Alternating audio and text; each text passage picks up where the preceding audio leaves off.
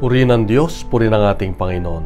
Nagdududa ka pa rin ba sa iyong pananampalataya sa Diyos? Sa Ebanghelyo ngayon makikita natin, itong si Nathanael o Saint Bartolomeo ay may pagdududa nung sinabi ng kanyang kaibigan na si Philip na nakita na nila ang Mesiyas, si Jesus na taga Nazaret. Kaya sabi niya, meron bang mabuting manggagaling sa Nazaret? Ang paanyaya ni Philip kay Nathanael ay, tingnan mo, come and see.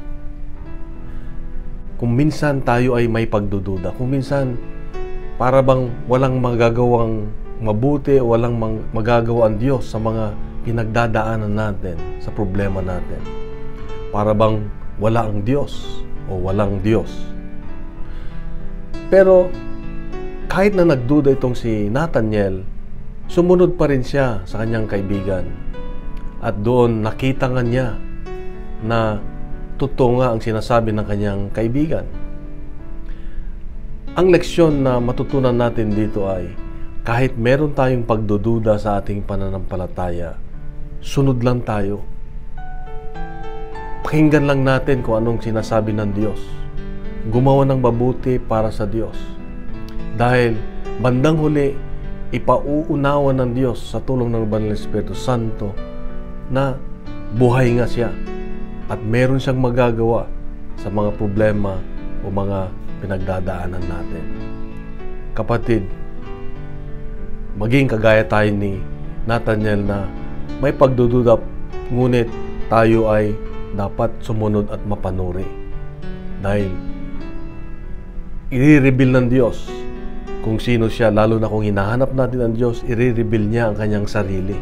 Papakilala niya ang kanyang sarili.